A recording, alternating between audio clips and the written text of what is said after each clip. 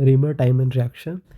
और reamer टाइमन reaction में क्या होता है कि हमने फ़िनोल लिया हुआ है और इस फ़िनोल को जब हम लोग ट्रीट करते हैं क्लोरोफॉर्म, इसको क्लोरोफॉर्म बोलते हैं CHCl3 को, और NaOH एक बेस के प्रेजेंस में, तो हम लोग को सैलिसल्डिहाइड मिलता है। अब सैलिसल्डिहाइड दिखता कैसा है, देखो ध्यान से, ये OH है और ये CH जो है, एक बार ऑर्थो पे और एक बार पैरा प्रोडक्ट, उसमें से ये जो प्रोडक्ट होता है वो मेजर होता है। वो ऐसा इसीलिए क्योंकि इसमें intra molecular hydrogen bonding present है। क्या प्रेजेंट है? इंट्रा मॉलिकुलर हाइड्रोजन बॉन्डिंग, जिसके कारण ये जो सैलिसल्डिहाइड है ये मेजर प्रोडक्ट है। ठीक है, इसको सैलिसल्डिहाइड कहते हैं। ऑर्थो वाला मेजर है क्योंकि उसमें intra molecular hydrogen bonding present है। ये एक इंटरमीडिएट के थ्रू जाता है और इसका इंटरमीडिएट कुछ ऐसा दिखता है, O-CHCl2, और फिर ये इसमें कन्वर्ट हो जाएगा O-CHO, और वर्कअप होता है। वर्कअप मतलब सॉल्वेंट से प्रोटोन लेना, और सॉल्वेंट से प्रोटोन लेके ये हमको अपना प्रोडक्ट मिल जाता है। ये इसका इंटरमीडिएट फेज़ होता है। ठीक है, तो एक बार पूछ भी चुका है जेई में, सीधा एनसीईआरटी में बना हुआ है, कुछ इस तरीके से पाथ ले गया हुआ है। लेकिन अपन पूरा थोड़ा देख लेते हैं इसका कैसे मैकेनिज़्म जाता है। हालांकि इतना इम्पोर्टेंट नहीं है इसका मैकेनिज़्म, चलो देखते हैं। सबसे पहले होगा क्या कि ये मेरा फिनोल है, क्योंकि तुमने बेसिक मीडियम रखा है तो यह फिनोक्साइड में कन्वर्ट हो जाता है कुछ ऐसा। और आपने यूज़ किया है CHCl3 और NaOH, तो क्लोरोफॉर्म और NaOH जब भी मिलते हैं तो एक न्यूट्रल इलेक्ट्रोफाइल प्रोड्यूस होता है, जिसको हम लोग कहते हैं डाइक्लोरोकार्बीन। ठीक है, इसका नाम है डाइक्लोरोकार्बीन। एक न्यूट्रल इलेक्ट्रोफाइल है, इलेक्ट्रॉन के पीछे भागेगा, न्यूक्लियोफाइल के पीछे भागेगा। क्यों? क्योंकि कार्बन के अराउंड कितने इलेक्ट्रॉन स्पीसीज हैं? 6 इलेक्ट्रॉन है, तो ऑब्वियसली ये न्यूक्लियोफाइल इस पर रिएक्ट करेगा। तो होता क्या है कि ऑक्सीजन का नेगेटिव आगे बढ़ता है रेजोनेंस के लिए, और ऑर्थो पोजीशन से अटैक हो जाता है। कहाँ पर? कार्बन के ऊपर। ऑर्थो से या फिर पैरा से होगा, पैरा से बनेगा तो माइनर बनेगा, ऑर्थो से होगा तो मेजर बनेगा। ठीक है, तो जैसे ही अटैक होता है कुछ ऐसा स्पीसीज आएगा O, और यहाँ पर कार्बन में नेगेटिव चार्ज आ जाता है, क्लोरीन है और क्लोरीन है ना। नेक्स्ट, अब ये जो नेगेटिव है ये हाइड्रोजन को लेता है। क्यों?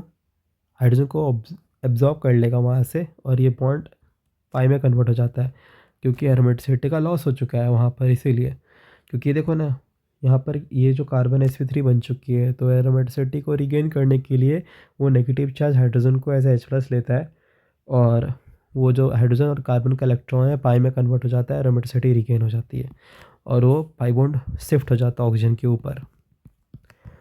O- है कुछ ऐसा, और CHCl2। नेक्स्ट स्टेप में क्या होता है? सॉल्यूशन में OH- होता है, वो अटैक करेगा।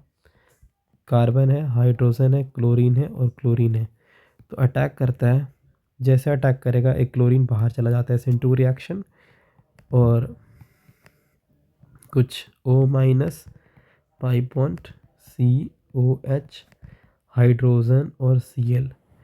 क्योंकि बेसिक मीडियम में रिएक्शन हो रहा है, तो इस बार क्या होता है, ये जो H+ है ना, ये लॉस हो जाता है। जैसे ही लॉस होगा, तो अब इसको लॉस करो, गया गया गया, इस हाइड्रोजन को पकड़ता है, और फिर यहाँ नेगेटिव चार्ज का फॉर्मेशन हो जाता है O-। ठीक है, और यहाँ पर C है, O-, Cl है, हाइड्रोजन है, ये नेगेटिव आगे बढ़ के Cl को रिप्लेस कर देता है, और O- by bond COH। Workup होने के बाद हमको कुछ ऐसा प्रोडक्ट मिलता है, OH है, CHO, और इसी को हम लोग कहते हैं सैलिसल्डिहाइड।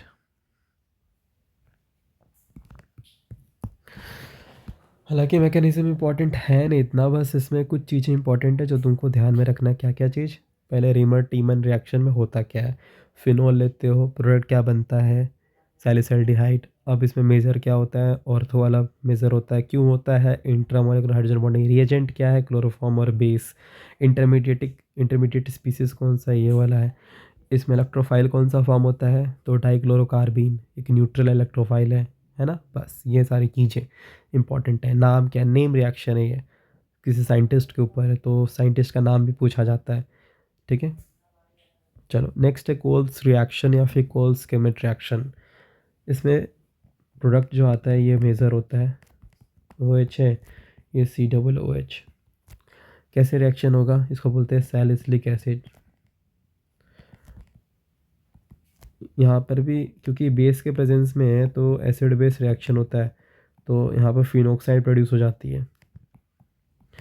और CO2 में कार्बन जो है वो इलेक्ट्रोफिलिक है, तो नेगेटिव चार्ज आगे बढ़ता है और ऑर्थो पोजीशन से अटैक हो जाता है। तो फिर कुछ ऐसा प्रोडक्ट हमको स्पीसीज देखने को मिलता है, ये नेगेटिव आगे बढ़ा है तो पाई बॉन्ड प्रोड्यूस हो जाएगा और COO-। नेक्स्ट है रिगेन ऑफ एरोमेटिसिटी, फिर ये पाई बॉन्ड उठेगा अटैक होने के बाद, कुछ ऐसा स्पीसीज फॉर्म होगा O- और COO-। वर्कअप होता है, मतलब सॉल्यूशन से H+ एक्सेप्ट करेगा और ये सैलिसिलिक एसिड में कन्वर्ट हो जाता है। ये रहा मेरा सैलिसिलिक एसिड। नेक्स्ट है फिनोल विद जिंक डस्ट। कुछ नहीं करना, आपको OH हटा देना है, बेंजीन आ जाता है, जिंक डस्ट और हीट दिया रहता है। Oxidation reaction of phenol, oxidation sodium dichromate और सल्फ्यूरिक एसिड के प्रेजेंस में ये बेंजोक्विनोन में चला जाता है, ऑक्सीडाइज होके, बेंजोक्विनोन बोलते हैं इसको। नाम याद रखना है तुमको, रिएक्शन भी याद होना चाहिए। Na2Cr2 के प्रेजेंस में क्या होता है, CO2NaOH के प्रेजेंस में क्या होता है, क्लोरोफॉर्म बेस के प्रेजेंस में क्या होता है, ठीक है। चलो नेक्स्ट, विथ कंसनट्रेटेड H2SO4। ये थोड़ा सा एक्सेप्शनल जाता है रिएक्शन, ध्यान देना होगा तुमको। जब कंसनट्रेटेड H2SO4 के प्रेजेंस में आप इस रिएक्शन को कराते हो तो ऑर्थो और पैरा पे SO3H देखने को मिलता है। और सेम अगर आपने इसको फर्दर कॉन्सेंट्रेटेड HNO3 के साथ रिएक्शन आप जैसे करते हो तो आपको पिक्रिक एसिड मिल जाता है। थोड़ा सा एक्सपेरिमेंटेड है बट NCERT में मेंशन्ड है, बस लिख रखा है इसको, तो आपको थोड़ा ध्यान रखना है इस रिएक्शन को। JEE में आया है बट अभी तक CBSE बोर्ड्स में तो नहीं देखा गया है, बस ऐसा लाइन से मेंशन किया हुआ है NCERT में, बट ये पूछ लेते हैं एग्जाम्स में भी, ठीक है। एक बार पूछा है JEE में, तो नेक्स्ट ही क्वेश्चन है ये कि पिक्रिक एसिड क्या होता है, 2,4,6 ट्राइनाइट्रोटोलुइन, टोलुइन थोड़ी जो होता है, OH है ना ऊपर में, इसको बोलते हैं पिक्रिक एसिड, ठीक है। 2,4,6 ट्राइनाइट्रोफिनॉल। नेक्स्ट टोलुइन थोड़ी जो, टोलुइन होता है CH3 होता है ऊपर में। Phenol 2,4 disulphonic acid is treated with concentrated HNO3 to get picric acid. हाँ, यही वाला रिएक्शन अभी दिखाया है, तो स्टेटमेंट 2 सही है, स्टेटमेंट 1 गलत। देखो ध्यान देना पड़ेगा, कुछ रिएक्शंस ऐसे होते हैं या आपको कुछ ध्यान देने पड़ेंगे, बट जिनके एक्सप्लेनेशन से मैं ट्राई कर रहा हूँ उसको देने का, ठीक है। नेक्स्ट चलो, in Reimer Tiemann and reaction phenol is converted into salicylaldehyde, ठीक है, through an intermediate. The structure of the intermediate is, इसका स्ट्रक्चर पूछा हुआ है, ऑप्शन था बट अपन स्निप नहीं कर पाए थे, ठीक है। तो इसका इंटरमीडिएट ऐसा होगा, O- है और फिर CH है और Cl2, यही था इसका ऑप्शन में, ठीक है। नेक्स्ट, JEE 2024 बोला है कि statement 1, bromination of phenol in solvent with low polarity such as chloroform और CH2 request Lewis acid catalyst. ऐसा था क्या, नहीं, लुईस एसिड कहाँ यूज़ किए थे हम लोग, बस एक नॉन पोलर सॉल्वेंट था कार्बन डाइसल्फाइड, तो स्टेटमेंट 1 गलत हो जाएगा। द लुईस एसिड कैटलिस्ट पोलराइजेस, क्योंकि बस उसमें CH2 यूज़ किया हुआ था, कहाँ लुईस एसिड AlCl3 का कहाँ था। The Lewis acid catalyst polarises the bromine to generate Br+, बिल्कुल सही। जैसे कि लुईस एसिड है AlCl3, याद करो फ्रिडल-क्राफ्ट एल्काइलेशन में, ठीक है, हम लोग AlCl3 या फिर तुम्हारा हेलोजनेशन जब कर रहे थे इलेक्ट्रोफिलिक एरोमेटिक सब्सटीट्यूशन में, तो वहाँ पर लुईस एसिड के साथ Cl2 यूज़ कर रहे थे, तो इन दोनों का कॉम्बिनेशन से क्या आ रहा था, क्लोरोनियम आयन, अगर AlBr3 और Br2 यूज़ करेंगे तो ब्रोमोनियम आयन आएगा, है ना। तो बिल्कुल सही। ये ट्राई करो, एक्स क्या होगा। देखो डॉस प्रोसेस दिया हुआ है, डॉस प्रोसेस दिया हुआ है तो यहाँ पर फिनोक्साइड आता है पहला स्टेप में। होता नहीं है reaction, but high temperature pressure पे होता है। और इसको प्रोटोनेट करेंगे तो फिनोल आ जाएगा, ठीक है। और कंसनट्रेटेड HNO3 है ना, तो यहाँ पर NO2 प्लस का कंसनट्रेशन हाई होगा तो हमको पिक्रिक एसिड मिल जाएगा, OH है तो NO2 आएगा, NO2 आएगा और फिर NO2 आएगा, ठीक है। नेक्स्ट कंसनट्रेटेड H2SO4 लिखा हुआ है तो प्रोडक्ट ए क्या है, तो देखो दूसरी बार आ चुका है, OH है 1,2,4 डाइसल्फोनिक एसिड SO3H, और पैरा पे भी SO3H आ जाता है, और कंसनट्रेटेड HNO3 के साथ हमको पिक्रिक एसिड मिल जाता है, OH है और फिर NO2 और NO2। जितने क्वेश्चन से पॉज करके खुद से एक बार ट्राई करो, क्योंकि एब्सोल्युटली मैंने ऊपर पढ़ा ही रखा है, तो उनको क्या करना है उसमें दिमाग लगाना अपना, ठीक है। इसके बाद मेरा देख लो explanation, phenol zinc dust, OH गायब, बेंजीन आ जाता है, फिनोल क्लोरोफॉर्म NaOH HCl। देख रहे हो ऑर्गेनिक का मज़ा, अगर याद है तो टिक लगेगा सीधा। कितना मैकेनिज्म बता दूँ, ऐसा होता है वैसा होता है, याद नहीं रहेगा तो सॉल्व होगा नहीं, टाइम लगेगा। तो याद करने में फोकस करो, लिटरली बता रहा हूँ मैं तुमको फ़ायदा। देखो बी है फिनोल क्लोरोफॉर्म NaOH HCl है, तो क्या मिलता है इसमें, salicylaldehyde, B. Phenol CO2 NaOH HCl salicylic acid, C. और ये तो हमारा हो जाएगा डी। देखो नेक्स्ट है salicylaldehyde is synthesized from phenol when reacted with, पूछ लिया रिएजेंट, देखो क्या होगा, क्लोरोफॉर्म और NaOH। वो रिएजेंट प्रोडक्ट, रिएक्शन का नाम रिएक्टेंट, ये याद रहना चाहिए। नाम क्या है उस प्रोडक्ट का, phenol treated with chloroform in the presence of sodium, तो इंग्लिश में लिखा हुआ अंग्रेजी। नाम क्या है, तो इसका देखो IUPAC पूछ रखा है, इसीलिए IUPAC पढ़ने के लिए बोला गया था। रीमर टाइमन का रिएजेंट दिया हुआ है वहाँ पर, इंग्लिश में लिखा हुआ है, प्रोडक्ट का IUPAC पूछा हुआ है। ये CHO है और OH है, तो क्या हो जाएगा 2 हाइड्रोक्सी बेंजल्डिहाइड, ये प्रोडक्ट आया था हमारा, ठीक है। तो CHO है तुम्हारा मेन फंक्शनल ग्रुप होता है, तो इसलिए 1 2 से चालू करते हैं। CHO को पहला पोजीशन देते हैं क्योंकि CHO की प्रायोरिटी ज़्यादा है, एल्डिहाइड की प्रायोरिटी ज़्यादा होती है। तो उसको 1 मिला, फिर OH को 2, तो 2 हाइड्रोक्सी बेंजल्डिहाइड। और CHO में जब डायरेक्टली कनेक्टेड होता है मेरा बेंजीन रिंग, तो उसको क्या बोलते हैं हम लोग, बेंजल्डिहाइड कहते हैं, ठीक है।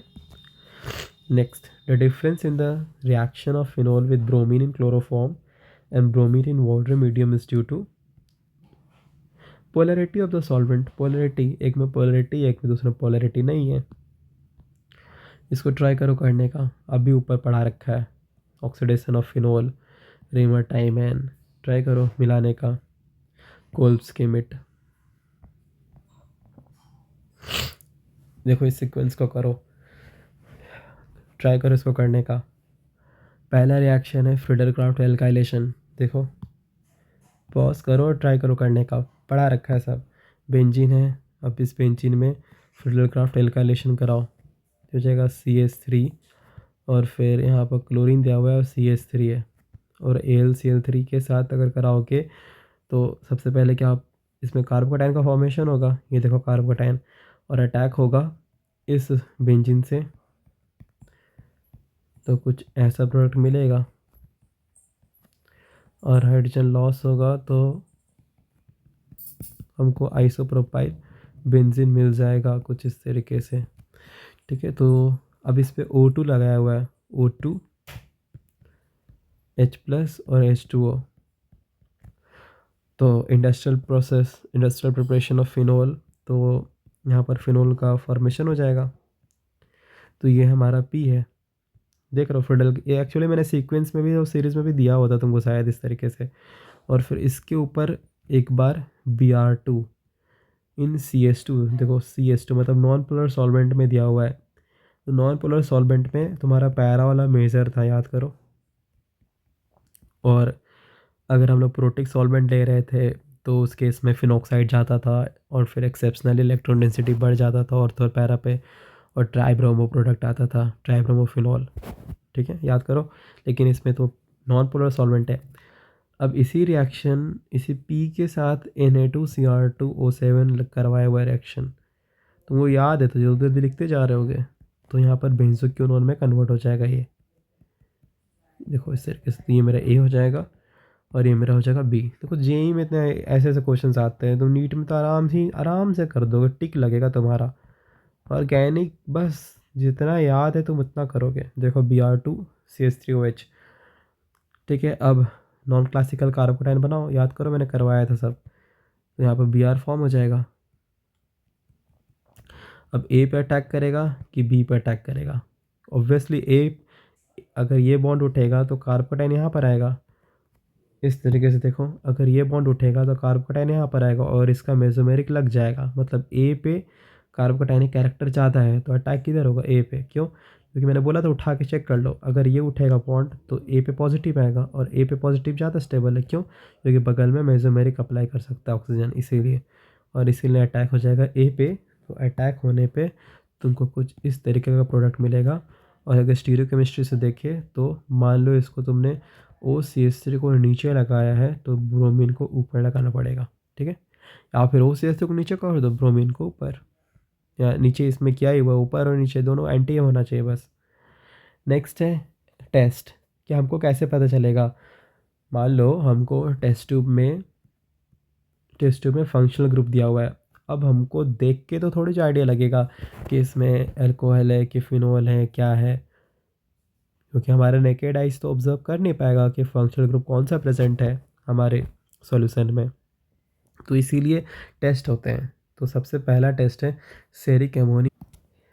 तो वही कह रहा था मैं कि आपको फंक्शनल ग्रुप को डिटेक्ट करना है कि टेस्ट ट्यूब के अंदर अल्कोहल प्रेजेंट है कि फिनोल प्रेजेंट है, कौन सा फंक्शनल ग्रुप है। Sorry, very very sorry. So आपका सबसे पहला है टेस्ट अल्कोहल के लिए, जिसको हम लोग कहते हैं सेरिक अमोनियम नाइट्रेट टेस्ट, ठीक है। आपको कुछ नहीं करना है, ये पर्टिकुलर रिएजेंट को डालना है, आपको लैब में मिल जाएगा। इसका नाम है सेरिक अमोनियम नाइट्रेट, ये सॉल्ट है, आप डालो। अगर उसमें अल्कोहल हुआ तो आपको पिंक या फिर रेड कलरेशन मिलेगा, जिससे कि ये कन्फर्म हो जाएगा कि वो पर्टिकुलर टेस्ट ट्यूब में अल्कोहल फंक्शनल ग्रुप है, ठीक है ना। और ये पर्टिकुलर प्रोडक्ट फॉर्म हो जाता है। अब आर की जगह यहाँ पर देखो CH3 लिया हुआ है, यहाँ पर आर है, तो इस आर की जगह क्या लिया हुआ है? CH3। ये आर की जगह देखो CH3 आया हुआ है ना, बस। तो ये पर्टिकुलर कंपाउंड याद रखना है, सेरिक अमोनियम नाइट्रेट। उसको आपको डिज़ोल्व करना है टेस्ट ट्यूब के अंदर। अगर अल्कोहल प्रेजेंट होगा तो रेड कलरेशन आ जाएगा, है ना। नेक्स्ट, और वैसे ही फिनोल अगर हुआ तो फिनोल फिनोल क्या होता है? C6H5OH, फिनाइल के साथ डायरेक्टली कनेक्टेड होता है OH। तो अगर फिनोल प्रेजेंट हुआ तो उसके लिए न्यूट्रल FeCl3 टेस्ट होता है। तो लैब में जाओ, टेस्टो में अगर फिनॉल होगा उसमें FeCl3 डाल दो, न्यूट्रल FeCl3, तो वॉयलेट कलरेशन आ जाता है। और अगर वॉयलेट कलरेशन आ जाएगा तो समझ जाना उसमें फिनॉल प्रेजेंट है, मतलब उसमें फिनॉल फंक्शनल ग्रुप है। तो आपको ध्यान रखना है ceric ammonium nitrate for alcohol और न्यूट्रल FeCl3 फॉर फिनॉल, ये डायरेक्ट आता है। अगर मैंने पूछा कि अगर टेस्ट ट्यूब में ये पर्टिकुलर फंक्शनल ग्रुप है तो तुमको क्या लगता है, रेड कलरेशन आएगा कि वॉयलेट कलरेशन? कौन सा टेस्ट इसमें पॉजिटिव होगा? सेरिक अमोनियम नाइट्रेट वाला पॉजिटिव आएगा टेस्ट, पॉजिटिव मतलब सक्सेसफुल होगा, या फिर न्यूट्रल FeCl3? तो देखना पड़ेगा ना, है क्या ये फिनॉल है क्या? क्या ये अल्कोहल है? सोच रहे हो? ये अल्कोहल है। और अगर ये अल्कोहल है दैट इम्प्लाइज ये कौन सा पॉजिटिव टेस्ट दे देगा? सेरिक अमोनियम नाइट्रेट, और इस केस में हमारा रेड कलरेशन आएगा, है ना। चलो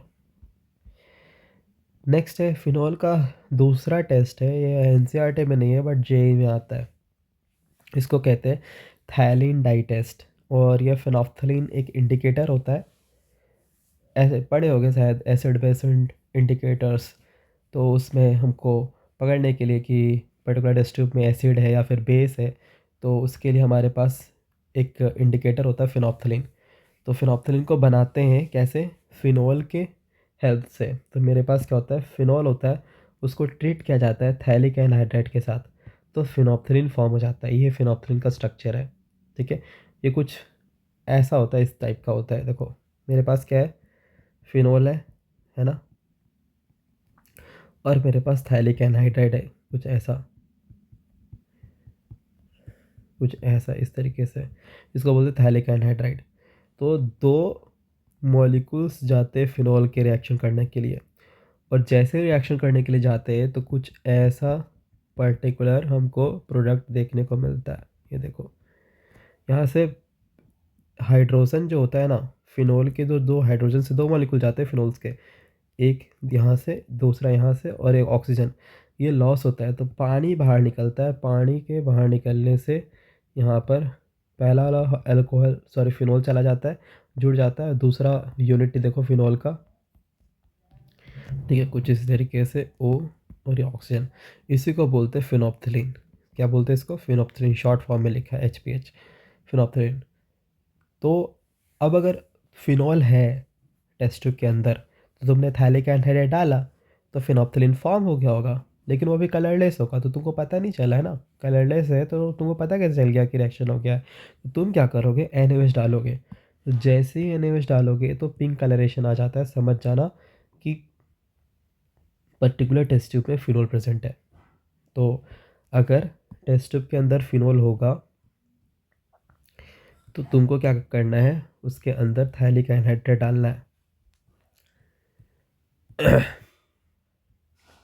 ठीक है, जैसे थैलिक एनहाइड्राइड डाला तो फिर फिनोप्थलीन फॉर्म हो जाएगा, बट अभी भी स्टिल कलरलेस दिखेगा, जिससे तुमको आइडिया नहीं लगेगा रिएक्शन हुआ है।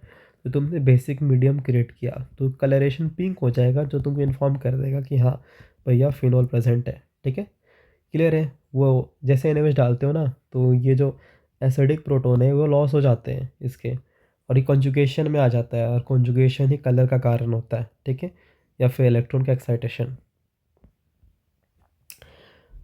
अब देखो इसमें दो टेस्ट है, शायद तीन टेस्ट तो पता ही तुमको। सोडियम बाइकार्बोनेट पढ़ाया था मैंने कि स्ट्रॉन्ग एसिड्स होते हैं वही देते हैं सोडियम बाइकार्बोनेट के साथ। सोडियम बाइकार्बोनेट एक वीक बेस होता है, तो वीक बेस स्ट्रॉन्ग एसिड के साथ ही रिएक्शन करता है। तो कार्बोक्सिलिक एसिड या फिर उससे stronger acid, sulphonic acids, picric acids देते हैं। इस टेस्ट को पढ़ा रखा है एक बार मैंने तुमको। तो ए का अगर ए भी नहीं आता है ना, तो बी और सी से तुम इस क्वेश्चन को कर सकते हो। देख रहे हो, अगर सब नहीं आता फिर भी ट्राई करो, हो जाएगा। तो न्यूट्रल FeCl3 याद करो, मैंने पढ़ा है फिनोल के लिए होता है, तो B3 होगा। तो ये दोनों ऑप्शन कट जाएंगे। और सी से ट्राई करो, तो सी का तुमको पता है, सी होता है अल्कोहल के लिए, तो सी का 4 हो जाएगा, डन। नेक्स्ट, क्रोमिक एनहाइड्राइड, तो ऑक्सीडेशन रिएक्शन है ये। तो जैसे ऑक्सीडेशन होगा इस पर्टिकुलर सबस्ट्रेट का, तो क्या होगा? क्या ये ऑक्सीडाइज होगा? नहीं, फिनोल नहीं ऑक्सीडाइज होता। क्या ये ऑक्सीडाइज होगा? बिल्कुल। जैसे ऑक्सीडाइज होगा तो कीटोन में चला जाएगा। क्या ये ऑक्सीडाइज होगा? नहीं, ये 3 डिग्री ऑक्सीडेशन तो होगा नहीं 3 डिग्री का। ये पढ़ाया है ना मैंने, oxidation reactions of alcohols, PCC PDC वगैरह। तो ये क्रोमिक एनहाइड्राइड है, PCC दिया हुआ है तुमको, ट्राई करो इसको करने का, CrO3 वाला। तो फिनोल तो होगा नहीं, और ये 2 डिग्री तो कीटोन में चला जाएगा, तो ये भी हो जाएगा। ये नहीं होगा तो ये हो जाएगा, यस। ये तुम्हारा किधर चला जाएगा? एल्डिहाइड में चला जाएगा। तो बचा कौन? ये वाला मेरा पर्टिकुलर OH बच रहेगा। क्यों? क्योंकि 3 डिग्री है, आए समझ में। और एक ये वाला OH बच रहा रहेगा। बोला है कि the product P gives positive ceric ammonium nitrate test, this is because of the presence of which of this OH groups. तो क्या डी देगा? सॉरी, तो डी देगा क्या? CAN test, ceric ammonium nitrate को कैन बोलता है, कैन टेस्ट शॉर्ट में। तो डी तो देगा नहीं क्योंकि न्यूट्रल FeCl3 है। सी देगा क्या? नहीं, क्योंकि ऑक्सीडाइज हो चुका कीटोन में। क्या बी देगा? यस, बी दे देगा, क्योंकि हमारा जो बी वाला OH है वो 3 डिग्री है, तो वो ऑक्सीडाइज होने ही नहीं पाएगा। ये 3 डिग्री का ऑक्सीडेशन होता नहीं है, ऊपर पढ़ाया था। तो वो एज इट इज़ रह जाएगा, उसके कारण ही टेस्ट मिल जाएगा हमको। क्या ए देगा? नहीं, क्योंकि वो एल्डिहाइड में जा चुका होगा। Phenolic group can be identified by a positive, पहले ऑप्शन है देखो, phthalein dye test. A compound X when treated with hyaluronic anhydride in presence of concentrated H2SO4 yield Y. Y is used as an acid base indicator. X and Y are. तो X मतलब phenol, phenol है नहीं, नहीं नहीं, carbolic acid को बोलते हैं, D option.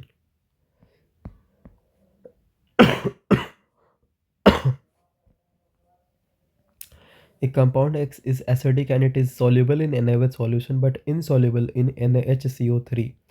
बोला है ना कि देखो अगर NaOH को फिनोल के साथ रिएक्शन कराओगे तो एसिड बेस हो जाता है यहाँ पर, क्योंकि स्ट्रॉन्ग बेस है ये, और ये वीकर एसिड में कंसिडरेशन में आता है। क्यों? फिनोल और अल्कोहल्स जो होते हैं इतना ज़्यादा भी एसिडिक नहीं होते हैं, क्योंकि इनका कंजुगेट बेस इतना हाईली स्टेबल नहीं है, इसीलिए। ठीक है, तो फिर भी रिएक्शन हो जाता है क्योंकि बेस मेरा स्ट्रॉन्गर है, तो आराम से H+ निकाल के यहाँ पर ये कन्वर्ट हो जाएगा कार्बोलिक ये अपने फिनॉक्साइड आयन में। लेकिन अगर इसका रिएक्शन तुमने सोडियम हाइड्रोजन कार्बोनेट के साथ रिएक्शन करा दिया तो नहीं हो पाता, क्योंकि ये वीक बेस में आता है। NaCO3 खुद में वीक बेस है और ये weak acid, weak acid weak base का रिएक्शन कैसे होगा? दोनों में से कोई एक स्ट्रॉन्ग तो चाहिए ना। ठीक है, सो बोला है कि NaHCO3 के साथ रिएक्शन नहीं देगा। ठीक है, बिल्कुल सही। और कंपाउंड एक्स है वायलेट कलरेशन, देखो यही काफ़ी था, ये लाइन काफ़ी था तुम्हारे लिए। Compound X also gives violet colour with FeCl3 solution. को पता है न्यूट्रल FeCl3 फिनोल के लिए होता है। क्या ये फिनोल है? नहीं। ये फिनोल है? ये फिनोल है? नहीं। ये फिनोल है? नहीं। Incorrect method of preparation of for alcohols from the following is. क्या है incorrect method? Reaction of ketone with RmGBr followed by hydrolysis. तो कीटोन है, तो कीटोन में अगर तुमने रिएक्शन करा दिया किसका? RmGx का, तो यहाँ पर R- मिलेगा, R- अटैक कर देगा, तो R लगा हुआ है, O- है, और फिर हाइड्रेशन करके यहाँ पर एल्कोहल आ जाएगा, 3 डिग्री एल्कोहल। तो ये सही है। Reaction of alkyl halide with aqueous NaOH SN2 होता ही है, CH3 है और Cl है, उस पर एक्वस KOH है, तो यहाँ पर OH- आता है रिएक्शन करने के लिए। जैसे अटैक करेगा Cl बाहर चला जाएगा तो CH3OH का फॉर्मेशन हो जाएगा, SN2 reaction. Hydroboration oxidation of alkene बताया था, एंटी मार्कोनिकोफ रूल से एल्कोहल का प्रोडक्शन कराता है अपन। एल्कीन का ओजोनलिसिस ये नहीं होता, एल्कीन का ओजोनलिसिस हम लोग पढ़ेंगे नेक्स्ट चैप्टर में। ठीक है, एल्डिहाइड कीटोन, वैसे ये जो रिएक्शन है हाइड्रोकार्बन का है, तो अगर तुम पढ़ ले इट्स गुड, नहीं तो हम कवर कराएंगे तुम्हारा एल्डिहाइड कीटोन कार्बोक्सिलिक एसिड में। ठीक है, मतलब यही है मेरा डी ऑप्शन, ये इनकरेक्ट मेथड है। ओजोनलिसिस से एल्डिहाइड और कीटोन प्रोड्यूस होते हैं, ना कि अल्कोहल। नेक्स्ट है ईथर्स। तो ईथर्स हमको पता है कि ऑक्सीजन के दोनों साइड अगर अल्काइल ग्रुप प्रेजेंट होते हैं तो हम उसको क्या बोलते हैं? Ether functional group. अब हो सकता है कि ऑक्सीजन के दोनों साइड जो अल्काइल है वो सेम है, तो हम उसको कहते हैं सिमेट्रिकल ईथर्स। जैसे कि अगर CH3 है और ऑक्सीजन है और CH3 है, देखो दोनों CH3 है, सेम सेम, तो सिमेट्रिकल हो जाएगा। अनसिमेट्रिकल, जैसे एग्जांपल एक तरफ CH3 रख दिया, एक तरफ CH2 CH3, तो ये C2H5 है सॉरी, और ये CH3 है, तो दोनों अल्काइल डिफरेंट है, तो ये अनसिमेट्रिकल हो जाएगा, है ना।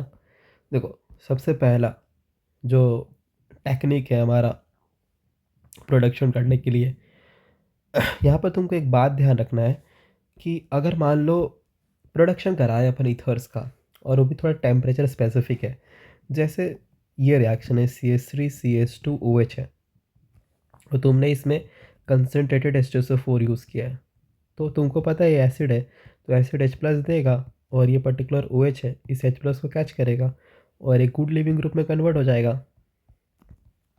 ठीक है, OH पॉजिटिव, और ये बाहर निकल जाएगा, तो उससे होगा क्या?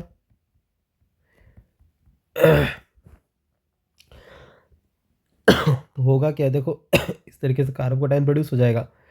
अब एक बात ध्यान से सुनो, जैसे CH3 CH2 पॉजिटिव हो गया, अब इसमें 2 चारा है। अगर टेम्परेचर बहुत हाई है, तो बहुत हाई होने पे क्या होता है, सारा पानी वेपराइज कर जाता है, वेपराइज करने के बाद यहाँ पे एलिमिनेशन हो जाता है, क्योंकि टेम्परेचर इतना ज़्यादा है, 170 डिग्री सेल्सियस बहुत बड़ा टेम्परेचर है। तो बहुत हाई टेम्परेचर पे क्या होता है, यहाँ पर एलिमिनेशन हो जाता है। एलिमिनेशन कैसे होगा? जिसमें पॉजिटिव अल्फा उसके बगल वाला बीटा, तो यहाँ पर CH2 दूसरा हाइड्रोजन है एलिमिनेट कर देता है, और एलिमिनेशन करने के बाद हमारा इथीन हो जाएगा प्रोड्यूस। थोड़ा सा टेम्परेचर कम कर दोगे तो एलिमिनेशन संभव नहीं होता, क्योंकि एलिमिनेशन हाई टेम्परेचर पे होता है। बहुत हाई टेम्परेचर रखोगे तब जाके बीटा एलिमिनेशन होता है, बीटा कार्बन का हाइड्रोजन एलिमिनेट होता है। ऐसा इसीलिए क्योंकि हाई टेम्परेचर पे एनर्जी हमारा इतना अवेलेबल एनर्जी होता है, अगर बहुत हाई टेम्परेचर रखते हो तो इतना एनर्जी होता है कि वो जो सिग्मा बॉन्ड है, जो बीटा कार्बन का हाइड्रोजन एलिमिनेट होता है, उसको तोड़ने के लिए हाई टेम्परेचर पे एनर्जी मिल जाता है। बट टेम्परेचर थोड़ा सा घटा दोगे ना, तो इतना एनर्जी नहीं मिल पाता कि हम वो बीटा हाइड्रोजन को तोड़ दें। तो टेम्परेचर कम करते हैं ना, तो दूसरा इथाइल का मॉलिक्यूल, सॉरी दूसरा अल्कोहल आके अटैक कर देता है इस पे। देखो दूसरा अल्कोहल अटैक कर देगा और तुम्हारा ईथर मिल जाता है CH3CH2 और फिर OCH2 और CH3। देखो ये रहा मेरा ईथर बन गया। इसमें प्रॉब्लम क्या था, तो इसमें प्रॉब्लम होता है, मैं बताता हूँ प्रॉब्लम है क्या इस रिएक्शन में। प्रॉब्लम ये है इस रिएक्शन में, डिस्कस करते हैं हम लोग।